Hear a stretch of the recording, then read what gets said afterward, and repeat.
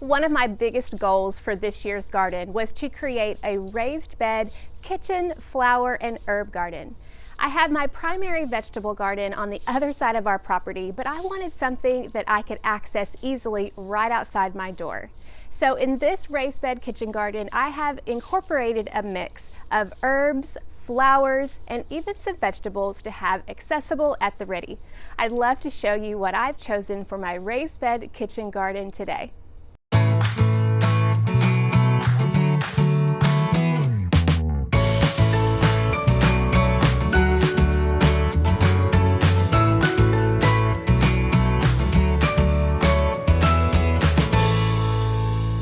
Here are a few things that you might want to know about this particular design of this raised bed kitchen garden.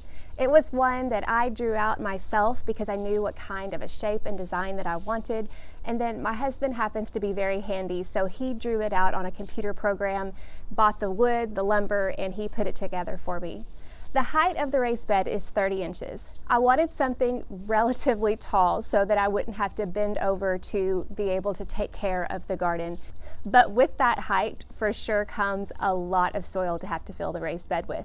At the bottom of the raised bed, I added branches, pine cones, pine needles. I even saved cardboard boxes from different things in our pantry, and I just threw it in the bottom to be able to add bulk, things that would normally compost anyway.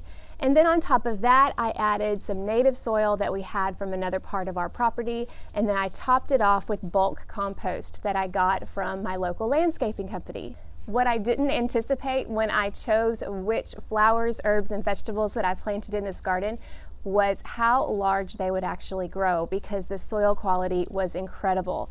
Each flower, herb, and vegetable that I put in the garden was chosen with a purpose, and I'll show you why I chose each one of these to go in my raised bed kitchen herb flower garden. As you can see, the plants in the garden are for the most part identical on each side. There are a couple of exceptions there, but we'll go ahead and start on the left side. The first thing here I have to call your attention to is a sign my daughter made that says Mimi's Memory Garden. In this space, I actually used to have a heart-shaped garden that my mother-in-law built for me, and we had that bench that was in the center, and it has a really nice quote here about a mother, and I can't read it without crying, but my mom passed away 4 years ago. So this is partly a memory, a memorial to her.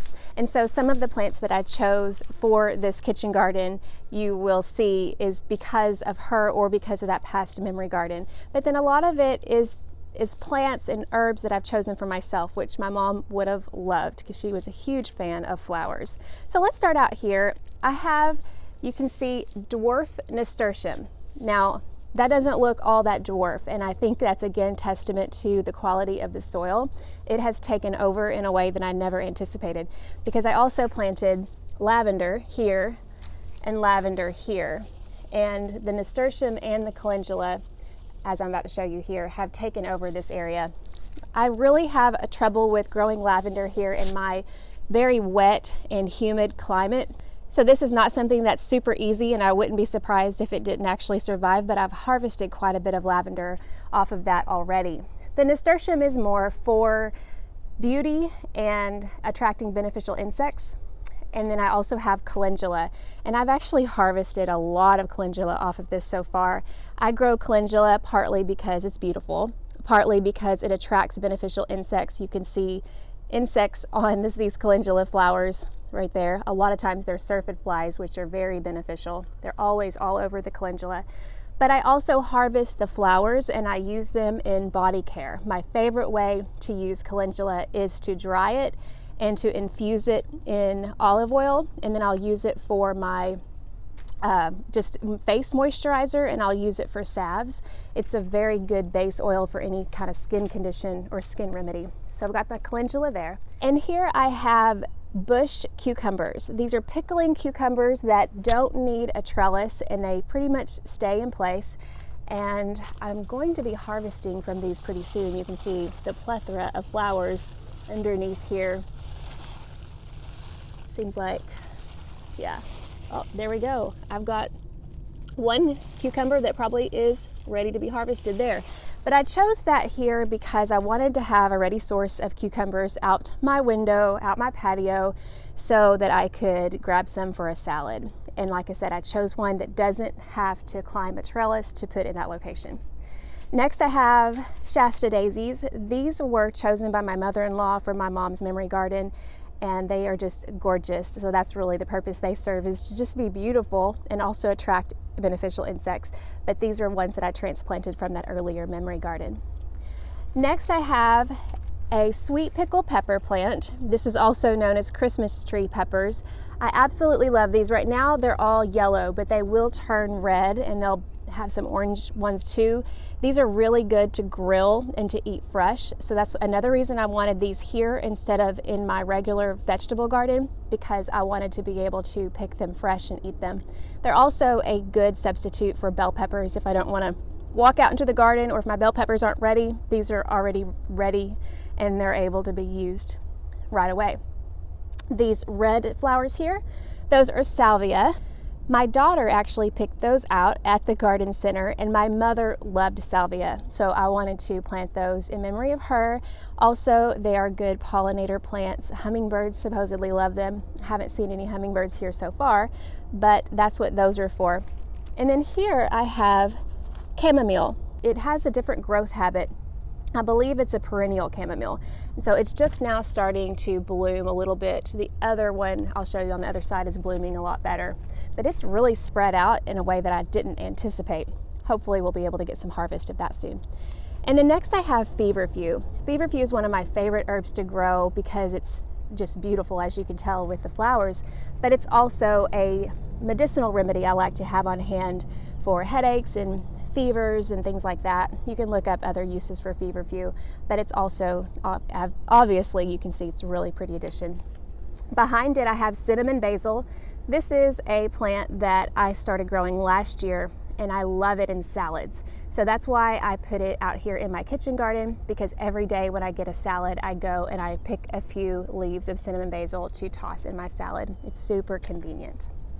As we come over here to the back portion of the garden, it's a little bit overgrown, not really anything that I anticipated, but you can see the front vines. Those are sweet potato vines.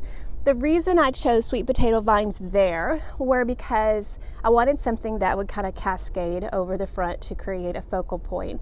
But they also usually create beautiful, brilliant flowers in the late summer. So that was one of those plants that I thought could double as a flower addition, but also be purposeful, because I will be able to harvest those in the fall as well. And then going up, you see I've got some marigolds here. Those are other ones that my daughter picked out that my mother loved. She always planted marigolds in her flower garden. And then you have Echinacea, or purple coneflower. This is a plant that I planted from seed last year that never bloomed. And then I transplanted it into this garden this year, and they have started to bloom. I'm hoping to be able to harvest that for medicinal purposes. I use Echinacea in a lot of different ways. And then you see here the vine that's climbing this little trellis here. Those are Scarlet runner beans. And I chose the Scarlet runner beans because of the brilliant red flowers. That's really the only reason. I know that you can shell those beans out, you can eat them as snap beans, but I have that in my main garden, so that's not really the reason I planted them there. But I wanted them there because of those brilliant red flowers. Also, they're good insect pollinator, hummingbird attractors, and I just wanted something that would climb really pretty. Another thing here that just bloomed today is Cosmos. And look at that color. I mean, that's just incredible. Cosmos is a flower that I grew in my main vegetable garden a couple of years ago, and I loved it because it bloomed all year, but it also attracted a lot of beneficial insects, and I wanted to add that here. Hopefully we'll be getting some more blooms of that Cosmos later. And then over here, you basically have the same thing that you had on the other side, Feverfew, but then instead of cinnamon basil, I have Stevia.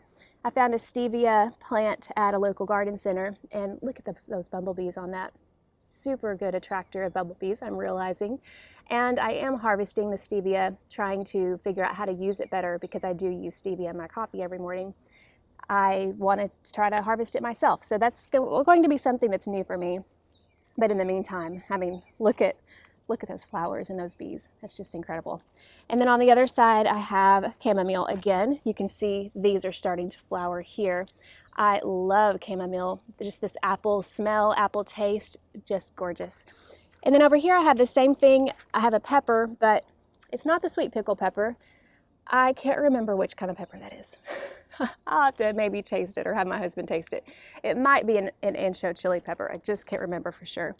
And then I also have, again, the Shasta Daisy, cucumbers, and then Calendula, Dwarf Nasturtium again. And I've got some lavender under there that are just getting dwarfed by those beautiful flowers. But that's one of the casualties, unfortunately, to this garden. But so far, I have been so pleased with how it's all turned out and how much of a beautiful piece that this has been to my backyard. I think the biggest delight to this raised bed kitchen garden has been being able to see these gorgeous flowers from inside of my house, from on my patio when I'm just out here lounging, especially after a hard day's work in the garden.